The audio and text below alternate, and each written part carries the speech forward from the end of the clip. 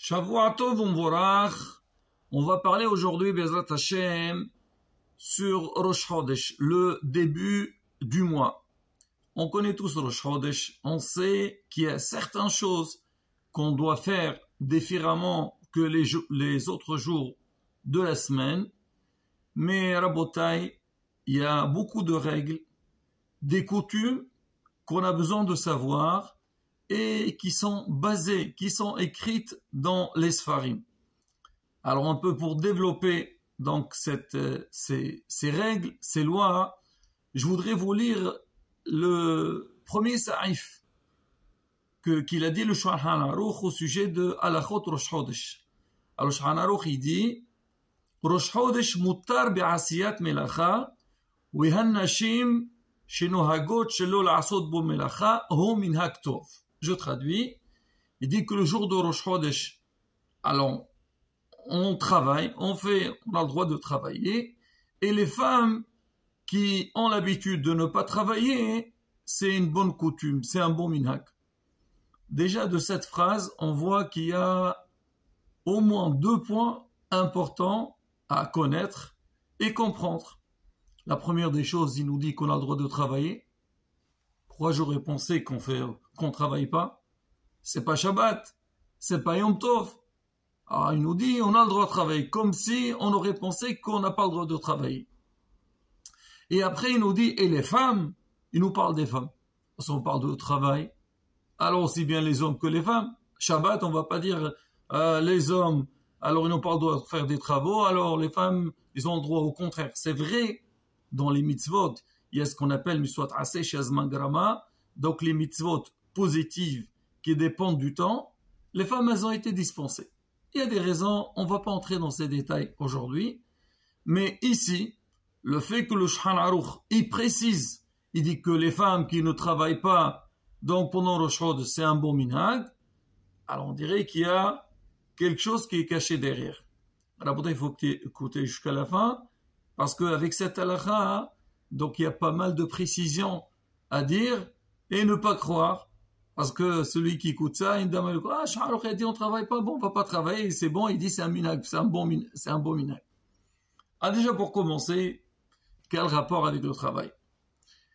On sait que dans la Torah, c'est marqué Ubiom simchatchem, uv mu'adechem, uv rasheh chodshechem, utrachtem bahas osrot. Le jour de votre simha, le jour de Moed, de fête, et le jour de Rosh Chodesh, alors vous devez faire telle et telle chose. Donc on a mis ensemble le jour de Rosh Chodesh avec les jours de fête. Alors Hachamim ils disent, le fait que la Torah a juxtaposé Rosh Chodesh avec les fêtes, a priori, Rosh Chodesh aussi ça s'appelle une fête. Normalement, on doit faire comme le jour de fête. Mais quand même, avec le temps, avec l'histoire juive, on a vu que Rosh Chodesh, il a perdu un petit peu de son niveau, de sa valeur, par rapport au jour de fête. C'est quoi? Alors on dit que nous, à Israël, on a ce qu'on appelle Shlosha Regalim. On a les 3 fêtes. Pesach, Shavuot et Sukkot. On dit ces 3 régalim là, chacune, elle est liée avec un des 3 patriarches. On dit Pesach avec Abraham Avinu, comme le pasteur dit Lo Shiva Se'ugot, et Shavuot avec Ishaq Avinu, parce que quand on a sonné le shofar au moment de Ma'amad Arsina, quand on a donné la Torah, on dit on a sonné avec la corne du bélier de Ishaq Avinu, et Sukkot avec Yaakov, parce qu'il dit Yaakov il avait fait donc des cabanes. On dit qu'en fait chaque fête elle est liée avec un des 3 patriarches. Maintenant on a les 12 mois de l'année. Alors on dit les 12 mois, chaque mois il est lié avec un tribu, Reuven, Shimon, etc. Mais on sait que Am Israël il a fait une grande faute qui est la faute du veau d'or. Alors quand Am Israël il a fait la faute de veau d'or, Akadosh Baruch il aura enlevé quelque part cette couronne, la couronne que tous les Rashi Hodashim vont être appelés comme jour de fête par rapport à ses shvatim, aux tribus, alors Kashbor a dit ça sans l'aide. Et à qui ça a été accordé, ça a été donné aux femmes. Pourquoi? Parce que les femmes, elles, quand leurs maris sont partis, bon, dans Parashat Kitissa, on parle du veau d'or. Alors quand les maris sont partis demander des bijoux à leurs femmes, parce qu'ils voulaient faire avec ça, malheureusement, leur allénou, donc le veau d'Azara, les femmes, elles ont refusé. On dit que le fait que les dames, elles ont refusé, elles n'ont pas participé dans cette grande faute, alors elles ont eu un mérite que le Rosh Chodesh, il t'appelait par rapport, ou plutôt il concerne plus les femmes que les hommes. Le Ben Ish Chai, il rapporte une très belle parole de Shlomo HaMelech, dans Kohelet. Shlomo HaMelech, il dit, je voulais le pasouk, Isha bechol ele lo matzati, levad ze masati. Bon, on va pas entrer donc dans quoi il parlait Shlomo HaMelech, mais il disait cette phrase, Isha bechol ele lo matzati. Une femme dans tout cela, j'ai pas trouvé. Levad ze, seulement ça, j'ai trouvé. Alors on dit c'est quoi le Ben Ish Chai, Isha bechol ele, on dit ele, c'est quand Amisa ils ont fait le veau d'or, c'est marqué, ils ont dit Ele Elohecha Israël, voici ton Dieu Israël. Alors on dit Isha bechol ele, tous ceux qui ont dit ele, les femmes elles n'ont pas dit lo matzat, j'ai pas vu une femme qui a dit ça. Levad ze masat, c'est quoi ze? Ze c'est la valeur numérique 12, Zayin c'est 7 et He 5 ça fait 12. Pour dire que quoi? Le fait que les femmes elles n'ont pas participé donc dans le veau d'or, alors ils ont mérité les 12 mois de l'année. Alors maintenant on revient à notre Shulchan Aruch. Shulchan Aruch il dit Rosh Chodesh mutar ba'asiyat melacha.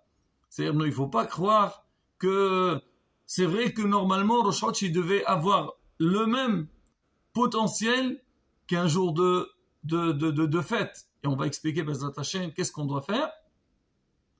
Mais on dit non, on peut travailler, mais les femmes, il y a des femmes qui ont pris sur elles de ne pas travailler. Pourquoi? Parce qu'on vient de dire qu'elles sont concernées par rapport à Rosh Chodesh. Il dit c'est un bon minhag. Mais sur ça, la bataille, il y a beaucoup de discussions dans l'halakha.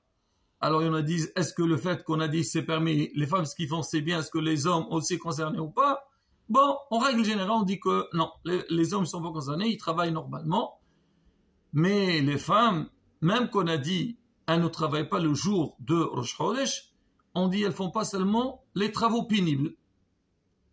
Mais sinon le reste, cuire, tout ce qu'on a besoin pour la maison, donc il faut le faire. Et c'est sûr, faire très attention. Bon, c'est vrai, c'est un jour ou des fois 2 jours, mais en tous les cas, Moreno Arab Rabbi Khalfoun, Kohen Zer Sadiq de Bracha, il dit le minag, donc à Djerba, de ne pas faire tout ce qu'il y a avec la couture.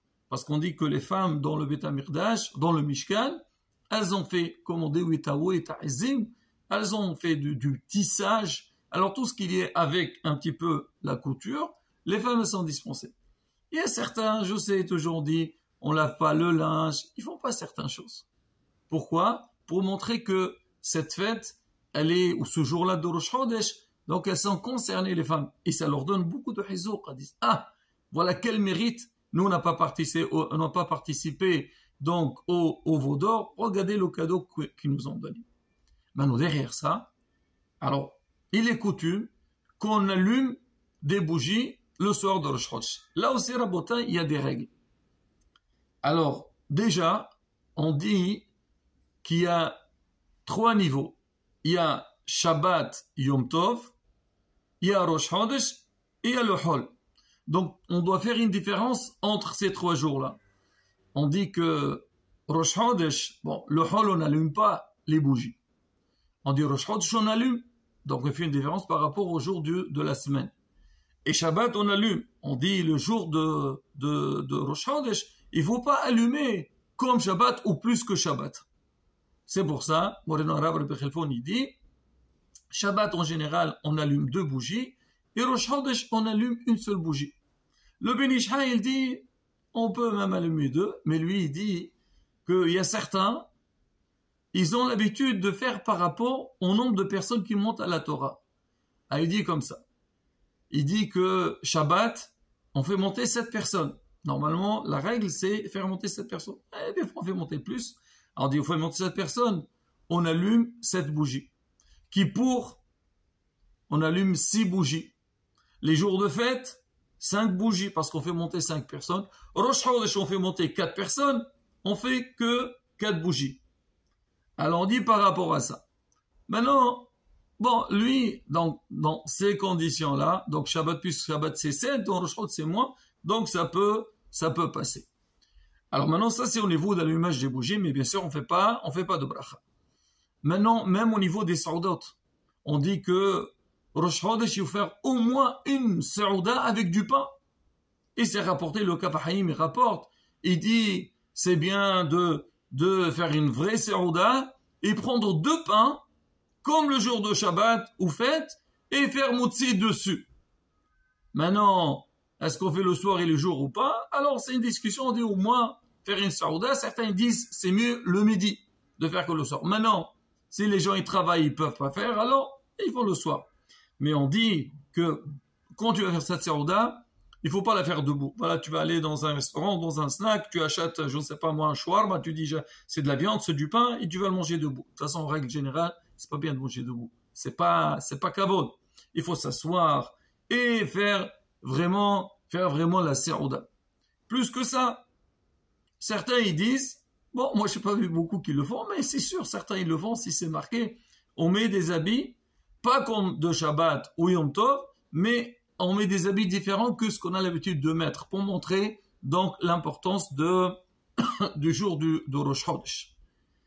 Alors on dit aussi, c'est bien de donner la sdaqa la veille de Rosh Chodesh. On donne au Aliyim, et bien ça se comprend. Si on dit que le jour de Rosh Chodesh, on doit faire donc une belle saouda, alors les gens qui sont dans le besoin, alors ils ont besoin d'argent. Alors il dit comme ça, le Kaf HaChaim rapporte, il dit, on a l'habitude de donner l'argent aux nécessiteux comme la veille de Shabbat. Après, on leur donne la veille de Shabbat parce qu'ils doivent préparer Shabbat. Donc, la veille de Rosh Chodesh aussi, on doit faire la même chose. Alors, c'est rapporté aussi que c'est bien, si on peut, le jour de Rosh Chodesh, monter à la Torah. Alors, on dit la meilleure montée, c'est Réveillé, la dernière, parce que elle, en fait, la semaine, on fait 3. Rosh Chodesh, on rajoute une montée. Ça fait révérer, ça fait la kadam, c'est spécial. Mais sinon, on prend une autre montée. Il y en a qui disent que le deuxième jour, s'il y a 2 jours, il est plus important que le premier, mais celui qui peut monter dans les 2 jours, premier et deuxième jour de Rosh Chodesh, donc c'est très bien. On ne jeûne pas le jour de Rosh Chodesh, on pèlerine pas donc dans le cimetière de Jora. Pourquoi? Pour ne pas arriver à un tsar. Même dans ça aussi, Rabota, il y a pas mal d'halachot, mais bon, comme on dit, on abrège un petit peu. Et plus que ça, la veille de Rosh Chodesh. Alors, la veille de Rosh Chodesh, il y a beaucoup de minagim. Alors, on le dit dans Moussaf, on dit que Rosh Chodesh, Zeman kapara lechol toldotam. C'est un moment de kapara, de pardon, lechol toldotam. C'est quoi le toldotam? Une naissance. On dit parce que le mois, il se renouvelle. Rosh Chodesh, donc on a fini, on a entamé un mois, et on va entrer dans un nouveau mois. On dit c'est Zeman kapara.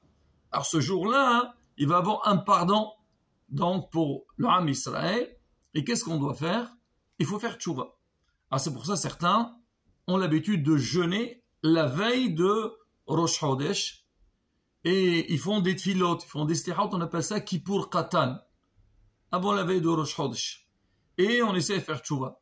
Même il rapporte le Kaf HaChaim, il dit que il y a un rave, il a dit que c'est bien de jeûner un jour dans le mois. Il dit que c'est bien pour la santé.